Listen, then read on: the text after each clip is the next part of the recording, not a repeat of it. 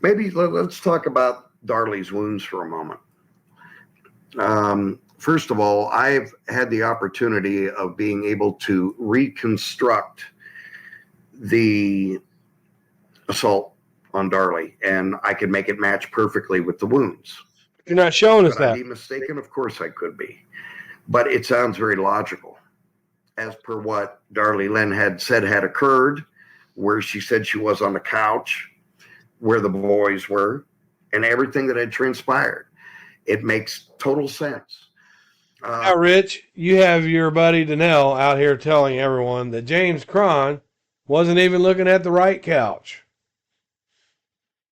He wasn't even looking at the right couch. Do you watch her TikToks, dude? Do you watch the stuff that she puts out? He wasn't even looking at the right couch.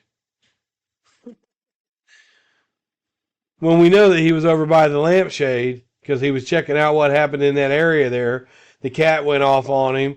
You know, we know that that's where she was laying with her head away from the TV.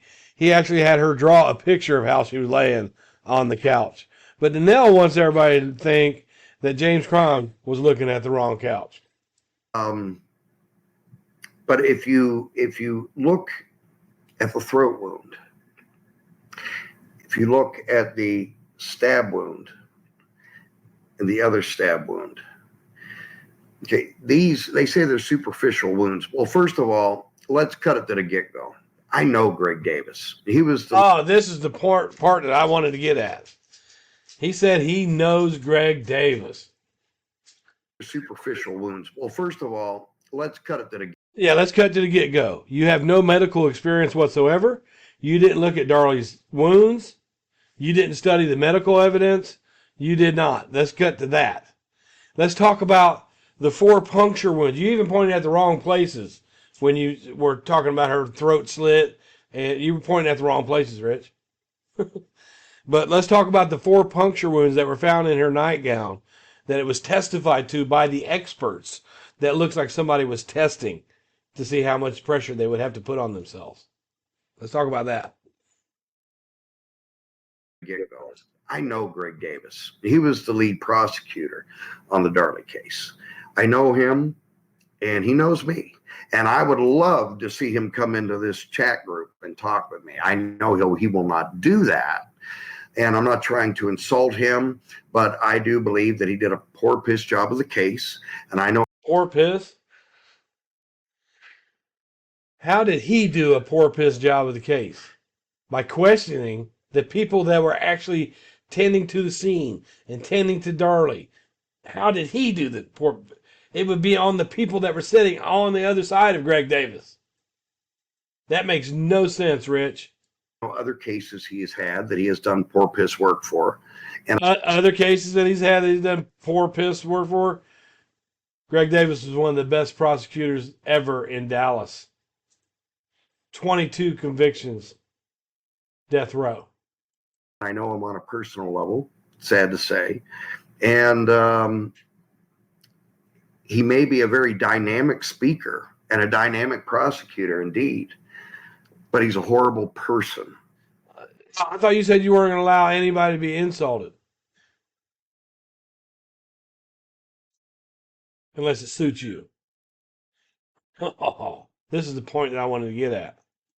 He's going to do whatever it takes to get those convictions. Because that's his fucking job. When you go do some concrete, and when you're laying out a slab, are you going to do whatever it takes to make that slab look beautiful?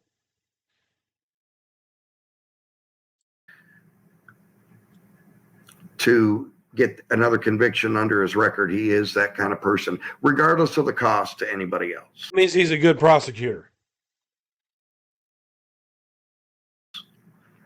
Now, this I know for a fact. Well, you should know that for a fact. Everybody knows that for a fact. Do you think that his job is to prosecute somebody? He's got all the evidence in the world that he needs to prosecute that person. He's going to say, nah, I ain't going to do that. Nah, I'm going to leave this out. No, get out of here with that, Rich. Shit. But back to the wounds. First of all, a doctor at Baylor University told Darlie Key that the wounds were not they were not self-inflicted. No, no, that's hearsay. That's bullshit. Darlie told you that. You wasn't there.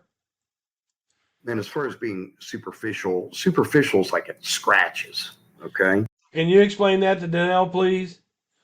Because Danelle went on for an hour or so with me telling me that that's not what superficial means. She said superficial was directional. The wound to the throat, which is in this general area, come within 2 millimeters of Darlie's carotid artery, which indeed, if it would have cut it, it would have been fatal. You bleed to death in a matter of minutes. And she almost did bleed to death. Did not almost bleed to death. Fuck out of here, man. See, this is what pisses me off. All right? Dr. Alex Santos testified that she didn't lose a whole lot of blood, that if it wasn't for the media and the extenuating circumstance of Devin and Damon being killed and her being attacked, that he would have just sutured her up and sent her home that night. Actually. And the stab wound to her arm went to the bone. And now look at your arm. See how far the bone is from your skin. It's not very far. It was like don't quote me, but I think it was 2.5 inches.